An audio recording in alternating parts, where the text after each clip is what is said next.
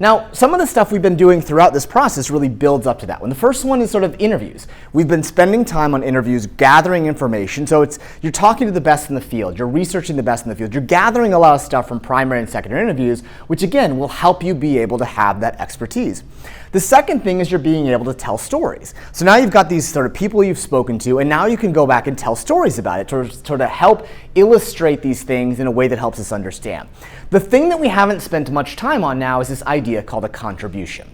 Now, to simply understand what the contribution is, essentially that's to sort of say, all right, you've done all of this sort of work here, you've surveyed the field, you've done interviews, your contribution is how you bring it together and present it to the outside world. That's what the contribution is. The contribution is not necessarily something that is sort of world-changing original, but it's how you take all of this stuff you've been doing and present it. And that's really what the idea of a manuscript is. It's designed to take all this stuff and play it in a way that helps someone learn. Now, this is what a contribution is for an expert. An expert takes all the things you've learned, stories and interviews and research, and makes a contribution around it. And that's a lot of the stuff we're going to be doing when we structure.